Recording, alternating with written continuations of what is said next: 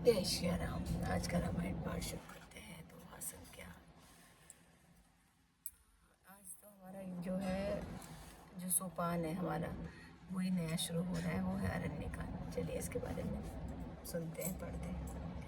अत्रि की अतिथि करि पूजा, कही वचन सुहाए, दिए मूल फल प्रभु मन भाए। श्री गणेशाय नमः। श्री जानकी वल्लभो विजयते, श्री रामचरितमानस सहित सोपान। अरण्यकांड। श्लोकम।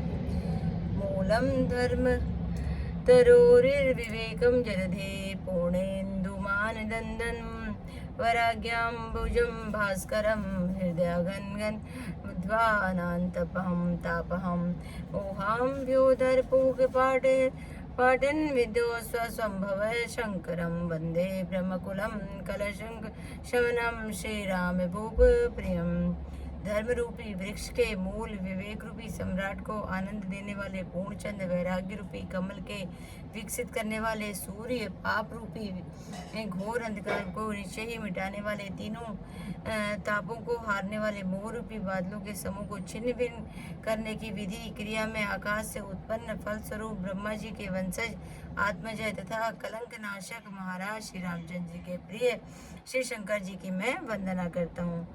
सान्द्रानंद पयोदसो भगवन्तनुं, पीताम्बरं सुंदरं पाणो बाण शरासनं, कटिल सत्तूणेन्भारं वरं, राजीवयलोचनं दीप्तिजटाजुटेन संशोभितं, सीता लक्ष्मणं संयुक्तं पथिगतं, रामाभिरामं भजे।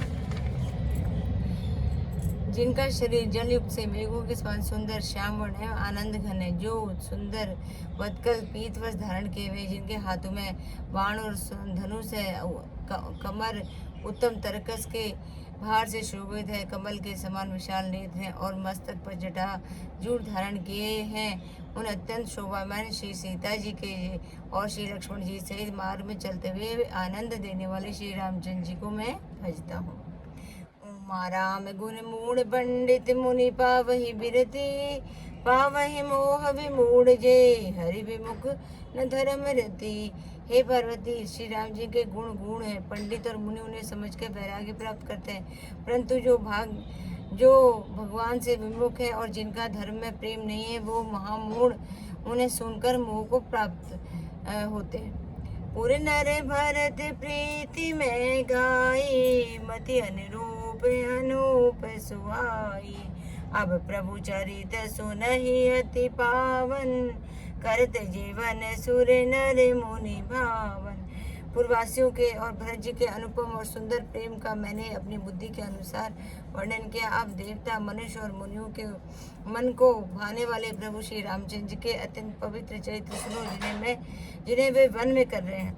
एक बार चुनि कुसुम सुहाए, निज कर भूषण राम बनाए, सीत ही पहिरा हे प्रभु सादर, बैठे फटिके तिला पर सुंदर। एक बार सुंदर फूल चुनकर श्री राम जी ने अपने हाथों से भांति भांति के गहने बनाए और सुंदर स्फटिक शिला पर बैठे हुए प्रभु ने आदर के साथ वे गहने श्री सीता जी को पहनाए। सुरपति सुत धरि बायस भेसा, सट चाहते रघुपति बल देखा, जिम पिपलिका सागर था, महामंद मति पावन चाहा। देवराज इंद्र का मूर्ख पुत्र जयंत कौवे का रूप धारण कर श्री रघुनाथ जी का बल देखना चाहता है, जैसे महान मंदबुद्धि चींटी समुद्र का था पाना चाहती हो। सीता चरण चोच हति भागा, मूढ़ मंद मति कारण कागा, चला रुधिर रघुनायक जाना, सीख धनुष सायक संधाना। वह मूढ़ मंदबुद्धि के कारण भगवान के बल की परीक्षा लेने के लिए बना हुआ कौवा सीता जी के चरणों में चोंच मारकर भागा। जब रक्त बह चला तब श्री रघुनाथ जी ने जाना और धनुष पर सीख सरकंडे का बाण संधान किया। अति कृपाल रघुनायक सदा दीन परने, तासन आए कीन चलो मूरख अवगुण ने। श्री रामचंद्र जी को जो अत्यंत ही कृपालु है और जिनका दोनों पर सदा प्रेम रहता है, इससे भी उस अवगुणों के पर मूर्ख जयंत ने आकर छल गया। प्रेरित मंत्र ब्रह्म सर धावा, चला बाजी बायस भय पावा। धरि निज रूप गयो पितु माहि, राम विमुख राखा तेहि नाहि। मंत्र से प्रेरित होकर वह महाबाण दौड़ा, कौवा भवित होकर भाग चला। वह अपने असली रूप धारण कर पिता इंद्र के पास गया, पर श्री राम जी के विरोधी जानकर इंद्र ने भी उसको नहीं रखा। बानिरास उपजी मन त्रासा, जथा चक्र भय ऋषि दुर्वासा। ब्रह्म धाम शिव पुर सब लोका, फिरा श्रमित व्याकुल भव शोका। तब निराश हो गया, उसके मन में भय उत्पन्न हो गया, जैसे दुर्वासा ऋषि की चक्र से भय हुआ था। अब ब्रह्मलोक शिवलोक आदि समस्त लोकों में थका हुआ वह भय से शोक से व्याकुल होकर भागता फिरा। काहू बैठन कहा न होई, राखी को सकई राम कर द्रोही। मातु मृत्यु पितु समन समाना, सुधा होई विष सुनु हरि जाना। पर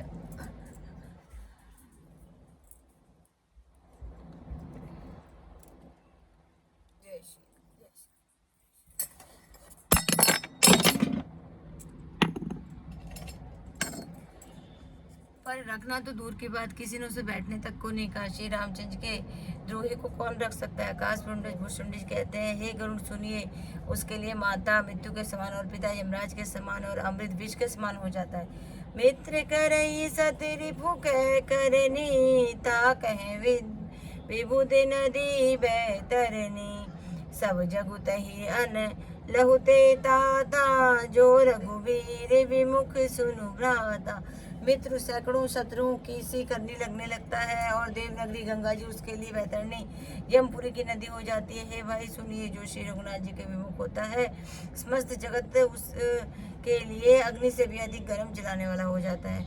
नारद देखा विकल जयंता, लागी दया कोमल चित संता। पटवा तुरत राम परिताहि, कहे से पुकारे प्रणत ही इतने पाहे। नारद जी ने जैन जी को व्याकुल देखा तो उन्हें दया आ गई, क्योंकि संतों का चित्त बड़ा कोमल होता है। उन्होंने उसे समझाकर तुरंत श्री राम जी के पास भेज दिया। उसने जाकर पुकार कर कहा, हे शरणागत के हितकारी, मेरी रक्षा करो।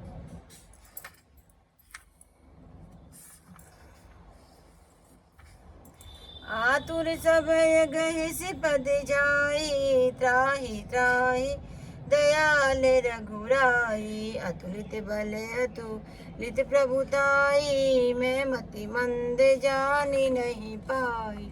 आतुर और भवित जयंत ने आकर श्री रामचंद्र के चरण पकड़ लिए और कहा, हे दयालु रघुनाथ जी, रक्षा कीजिए, रक्षा कीजिए। आपके अतुलित बल और आपके अतुलित प्रभुता सामर्थ्य को मैं मंदबुद्धि जान नहीं सका। निज कृति कर में जनति फल पायहूँ, अब प्रभु पाहि शरण तक आयहूँ।